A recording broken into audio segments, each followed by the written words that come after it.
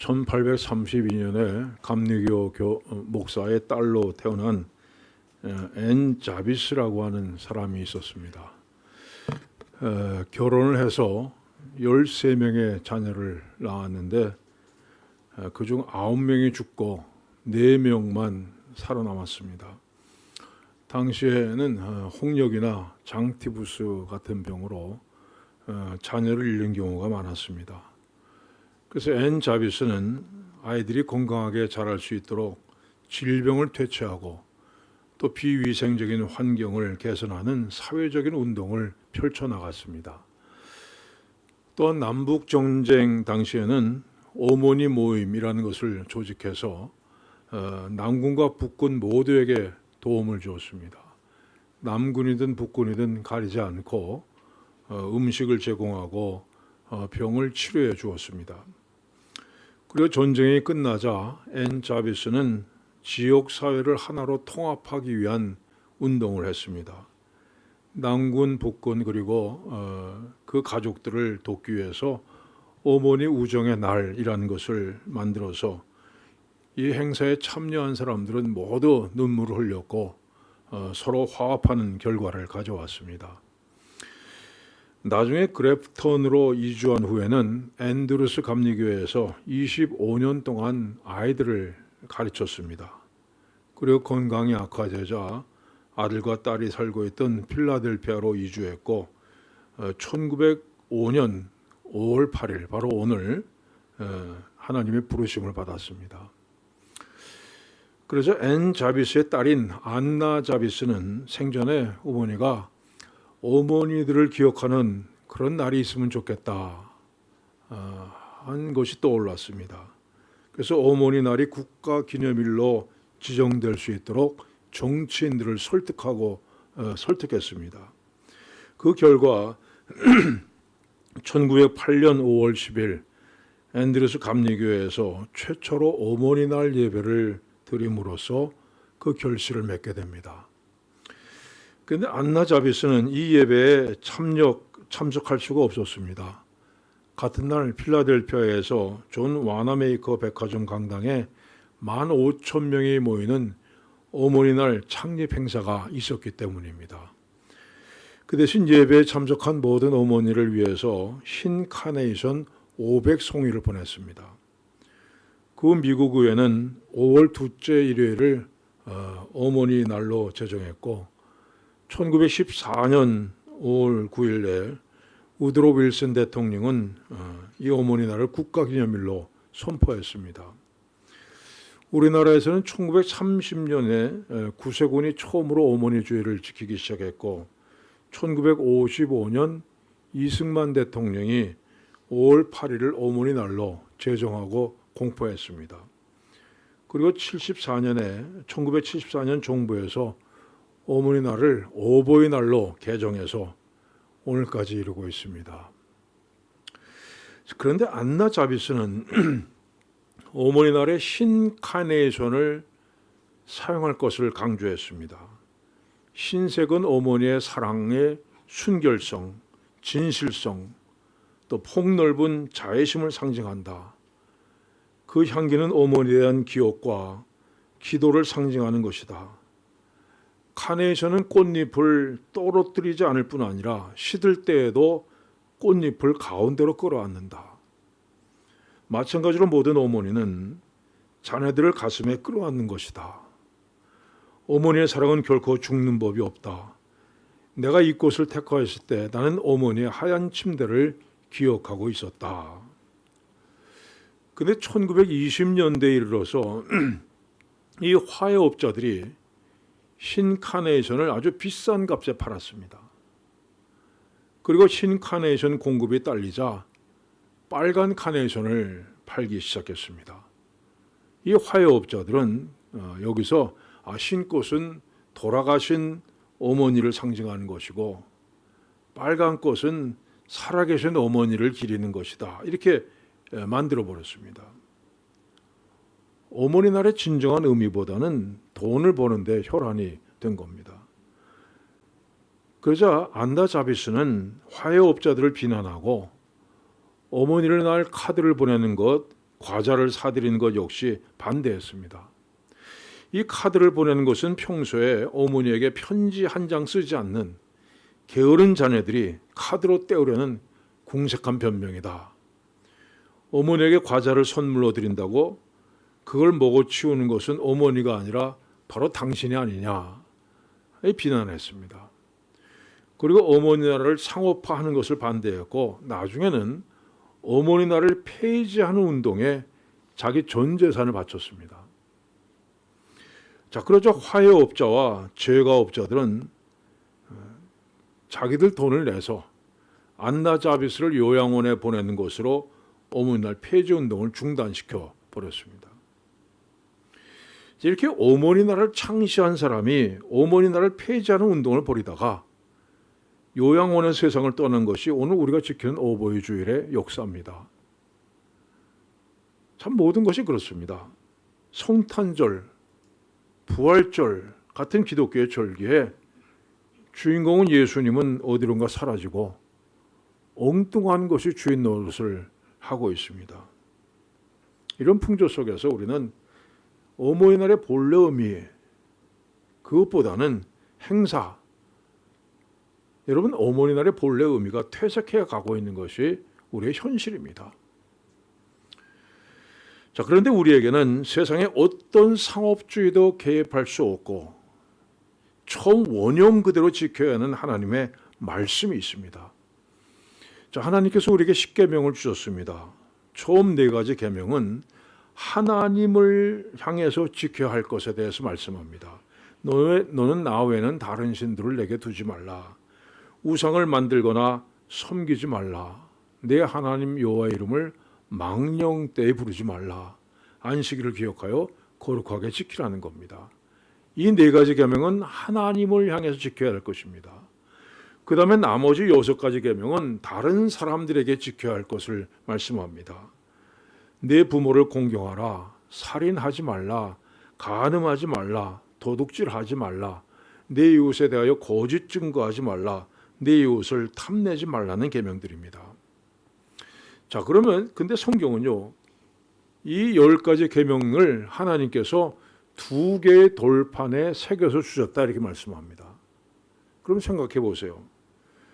한쪽에 몇 개씩 새겨졌겠습니까? 우리가 보통 합리적으로 생각하면 10개니까 이쪽 5개, 이쪽 5개 이렇게 새겨질 것이라고 생각합니다. 그러나 한편 생각하면 4가지 계명은 하나님에 대한 계명이니까 한쪽에 쓰고 6가지 계명은 사람에 대한 계명이니까 또 한쪽에 썼을 것이다 이렇게 생각할 수도 있습니다. 그러나 10계명을 담아둔 언약궤가 발견되는 날까지는 아무도 그 답을 알 수 없습니다. 근데 저는 이런 생각을 해봅니다. 여러분 10계명 자세히 보세요. 성경을 펴놓고 10계명이 적혀진 기사를 그대로 읽어보십시오. 처음 계명부터 5번째 계명, 내 부모를 공경하라 이 계명까지는요 하나님이라는 단어가 들어갑니다. 근데 6번째부터 10번째 계명까지는 하나님이라고 하는 단어가 나오질 않아요.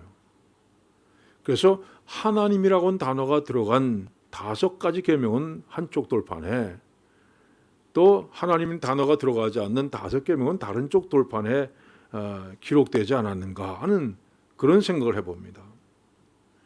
자, 그러면 5번째 계명, 내 부모를 공경하라. 그리하면 내 하나님 여호와가 내게 준 땅에서 내 생명이 길리라. 이 계명도 분명히 사람에 대한 것인데 왜 여기만 특별히 하나님이라고 하는 단어가 들어갔는가 하는 겁니다. 여러분, 그것은 하나님을 경외하는 믿음과 부모를 공경하는 효가 하나인 것을 말씀하는 겁니다. 자, 하나님께서 우리 부모님들을 통해서 나를 이 세상에 보냈습니다. 그래서 부모님들은 나를 이 세상에 보내시려는 하나님의 뜻을 대행하는 하나님의 동력자들입니다. 여러분, 그래서 하나님을 경외하는 자는 마땅히 부모님을 경외해야 됩니다. 자, 이런 시각으로 성경을 보면요, 하나님을 향한 믿음과 부모를 향한 효도를 같은 것으로 보는 말씀이 많이 나옵니다. 너희 각 사람은 부모를 경외하고 나의 안식일을 지키라. 나는 너희의 여호와니라. 부모를 경외하는 것과 하나님의 안식일을 지키는 것을 같은 시각으로 놓고 보고 있습니다. 자녀들아 주 안에서 너희 부모에게 순종하라. 이것이 옳으니라. 주님 안에 사는 사람, 믿음이 있는 사람은 부모에게 순종하는 것이 당연하다는 말씀입니다. 자녀들아 너 모든 일에 부모에게 순종하라. 이는 주 안에서 기쁘게 하는 것이니라. 부모에게 순종하는 것은 곧 하나님을 기쁘게 하는 거라고 말씀합니다. 이처럼 성경은 믿음이 있는 자는 당연히 부모에게 순종하는 자가 되고 부모를 기쁘게 하는 것은 곧 하나님을 기쁘게 드리는 것이라고 말씀합니다.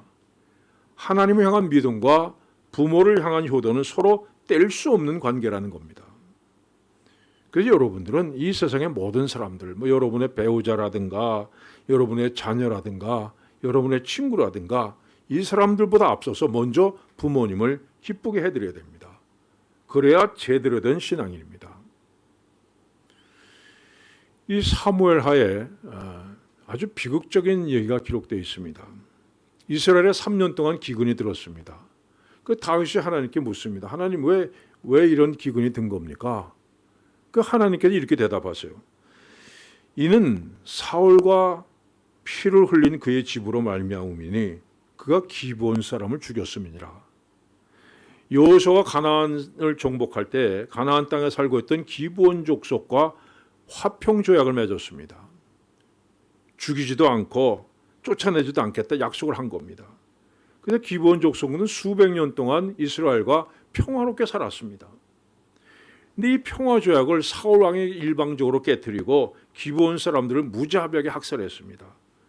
하나님께서 이 일을 기억하고 계셨다가 3년 동안 기근을 내리신 겁니다. 이 기근의 이유를 알게 된 다윗은 기브온 사람 중에 대표자 몇 명을 불러서 자, 우리가 어떻게 해야 당신들의 억울함을 풀 수 있겠냐 묻습니다.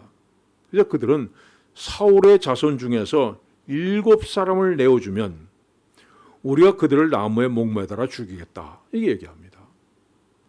그래서 다윗은요 사울의 첩이었던 리스바에게서 난 2아들 또 사울의 딸인 메랍이 낳은 5 아들을 기브온 사람에게 내어줍니다. 그리고 기브온 사람들이 이들을 사울의 고향인 기브에서 목매달아 죽였습니다. 여러분 억울하게 정말 아무 잘못도 없습니다. 그 아들이 죽어가는 모습을 지켜봐야 됐던 어머니의 모습을 한번 생각해 보십시오. 그야말로 억장이 무너지는 말 그대로 3억 미터 높이로 쌓아 올린 그 성이 한꺼번에 와르르 무너지는 그런 심정일 겁니다. 이 성경은 어머니의 애끓는 모종을 이렇게 기록하고 있습니다. 아야의 딸 리스바가 굵은 배를 가져다가 자기를 위하여 바위 위에 펴고 곡식배기 시작할 때부터 하늘에서 비가 시체에 쏟아질 때까지 그 시체의 낮에는 공중에 새가 앉지 못하게 하고 밤에는 들짐승이 범하지 못하게 한지라.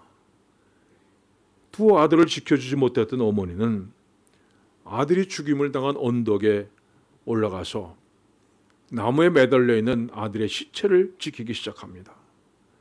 낮에는 새가 쪼아 먹지 못하도록 막았고 밤에는 들짐승들이 해치지 못하도록 뜬 눈으로 밤을 새웁니다. 곡식 배기 시작할 때부터 비가 올 때까지, 그러니까 4월 달부터 10월 달까지 6달 이상을 그렇게 아들들의 시체를 지켰습니다. 나중에는 시체의 살이 다 썩어서 뼈만 남았습니다. 그러나 리스바는 밤낮 가리지 않고 그 곁을 지키고 있었습니다. 어머니였기 때문입니다. 여러분, 이 세상에 이런 일을 할 수 있는 사람은 단 한 사람밖에 없습니다. 어머니입니다. 지금도 여러분의 어머니는 여러분을 위해 해줄 수 있는 일이 없는지 정말 마지막 힘을 다해서 애쓰고 계십니다. 여러분의 어머니는 자녀들에게 그렇게 큰 사랑을 베풀어 주고도 더 주지 못한 것을 그것 때문에 가슴 아파합니다. 갖고 있는 것을 다 주었는데도 불구하고 내가 다른 어머니처럼 더 잘해주지 못했다. 미안해합니다. 자녀들 때문에 마음에 상처받은 거 그걸 가슴에 안고 살면서도 혹시 자네들이 나 때문에 상처받았지 않았을까? 자그마한 상처라도 남아있지 않았을까 걱정합니다. 이 토지라는 소설을 지은 박경리 씨는 히말라야의 노새라는 시에서 이렇게 얘기합니다. 히말라야에서 짐을 지고 가는 노새를 보고 박범 씨는 울었다고 했다. 어머니, 평생 짐을 지고 고달프게 살았던 어머니 생각이 나서 울었다고 했다. 여러분, 어머니의 사랑을 어디에 비교할 때가 있습니까? 어머니는 아이를 낳아서 품에 안는 그 순간부터 자기 자신의 삶은 없습니다. 자네들이 웃는 모습을 보면서 함께 웃고, 자네들 눈물 흘리는 모습을 보면서 같이 눈물 흘립니다. 자네들이 밥을 먹는 모습을 보면서 자신의 배가 부르다는 것을 느끼고, 자네들이 병들어 앓아 있으면 가슴속 깊이 아픔과 두려움을 느낍니다. 어머니라고 하는 존재는 자식을 낳는 순간부터 죽어서 자식 곁을 떠날 때까지 오직 자식만을 위해서 살아가는 그런 존재입니다. 우리 다 같이 어머니 마음 노래를 한번 부릅시다.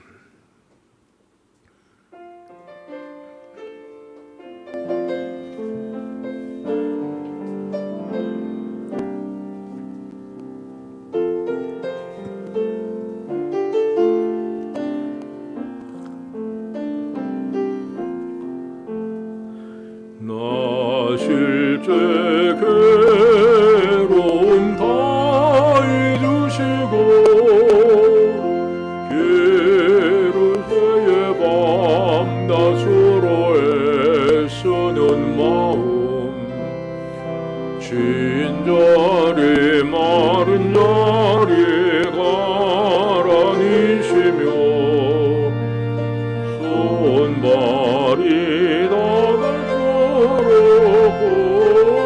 고생하시네. 하늘 아래 구모시 높다리요. 어머님의 희생은 가히 없어라. 어려서 남고 올려주시고 자라선 눈 기대어 기다리는 맘 알을 싸그릇 들싸 자식 생각에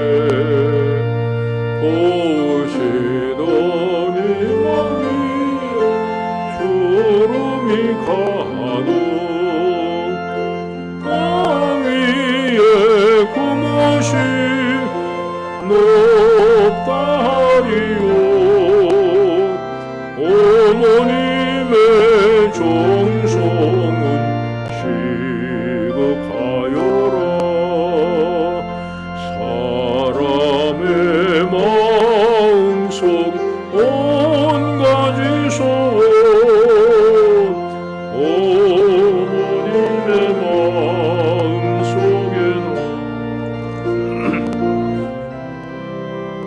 아낌없이 일생을 자식 위하여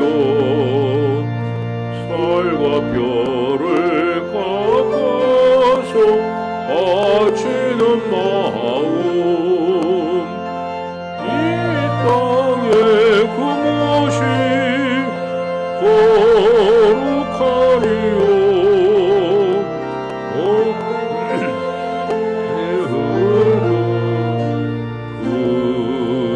그지없어라.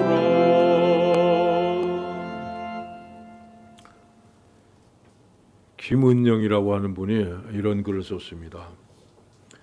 믿음직한 남편이자 다정한 아버지로 인정받는 선배들과 저녁 식사를 하다가 만약 로또에 당첨이 된다면 뭘 할까 하는 쪽으로 이야기가 흘렀다. 바로 멋있게 사표 내고 근사한 집 사고 멋진 차 한 대 뽑고 이런 대답이 나올 줄 알았는데 그중 누군가 낮은 소리로 이렇게 말했다. 당첨금 다 가족에게 줘서 잘 살게 한 후에 나는 혼자서 멀리 떠날 거야. 놀랍게도 그 자리에 있던 대부분의 남자들이 이 말에 가슴 저릿한 표정으로 고개를 끄덕였다. 가족들을 보살피느라 자기 인생의 의미 같은 건 잊어버린 지 오래. 가슴이 답답해 끊었던 담배를 다시 피운다는 말이 이어졌다. 이런 이야기를 들으며 도대체 이 모범적인 아버지들을 멀리 홀로 떠나고 싶게 만드는 이유가 무엇일까 궁금해졌다. 요즘 아버지는 사랑하는 가족이 힘에 부친다.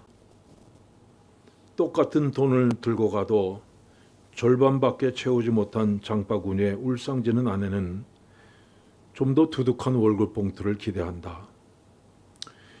자식에게 기대기 미안한 연로한 부모님은 무슨 일이든지 난 괜찮다 하신다.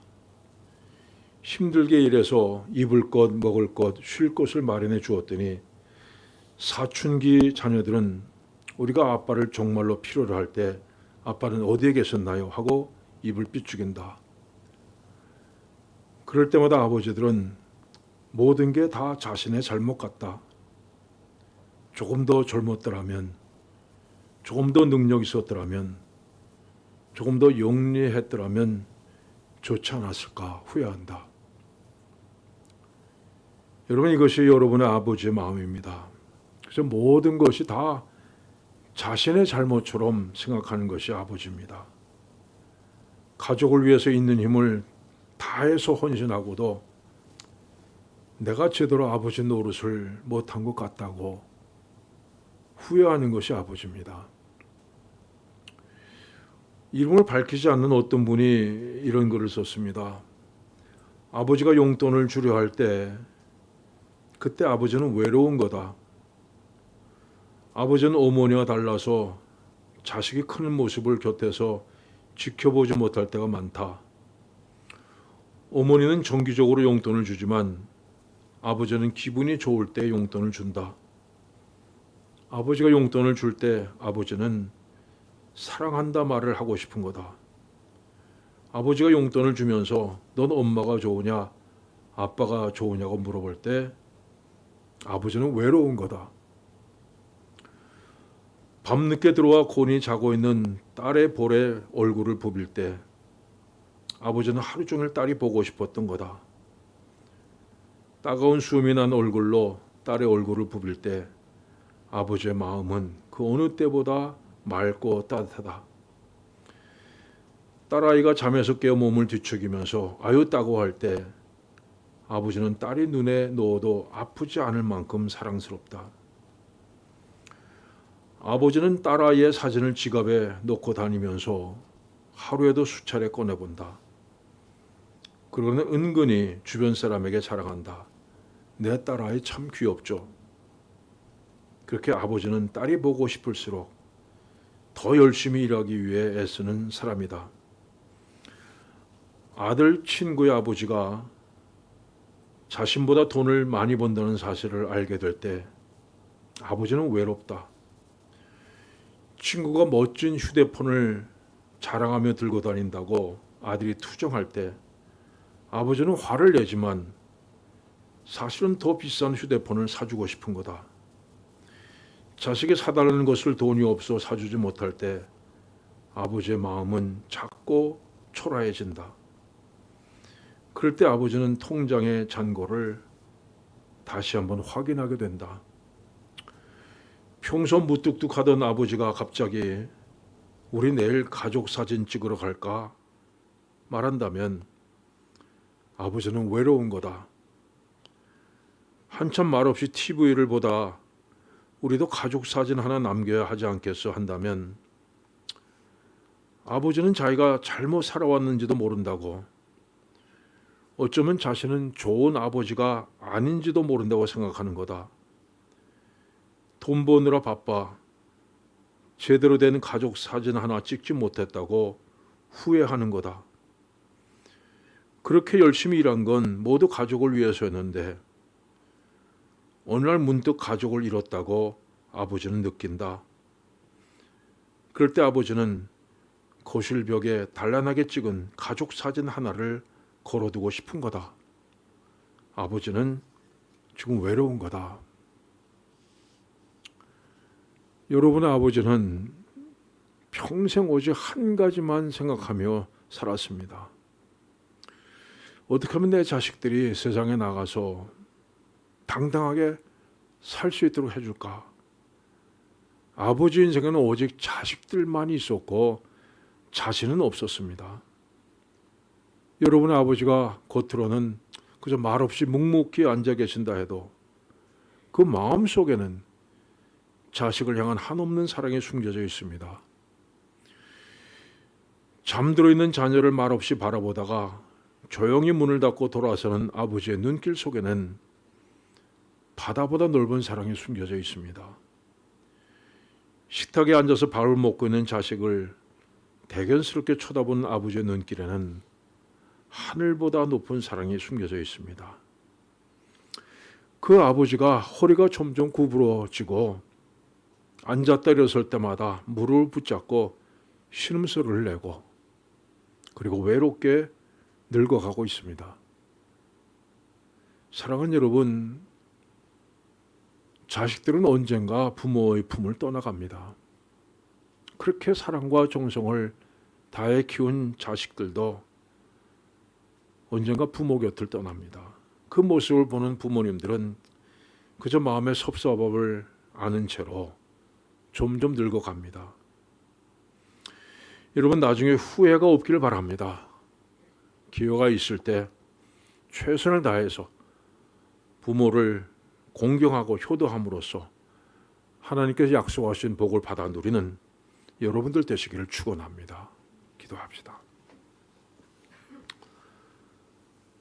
하나님 아버지, 우리 부모님들을 통해서 나라고 하는 존재를 이 세상에 보내주심을 감사합니다. 그러나 우리들은 그저 잘 된 일이 있으면 내가 잘해서 되는 줄 알고 혹 잘못된 거 있으면 부모 때문에 그렇다고 탓하며 살아온 우리의 모습입니다. 하나님 아버지, 이제 부모님들을 우리에게 주셨음을 감사하면서 하나님 향한 믿음이 더 커질수록 부모님을 향한 효심도 더 커지게 하여 주시옵소서. 기회가 있을 때 정말 정성을 다해서 효도하고 더욱더 깊이 사랑하며 말미암아 하나님 약속하신 그 복을 받아 누리는 우리 모두가 되게 하여 주시옵소서. 예수님의 이름으로 기도하옵나이다. 아멘.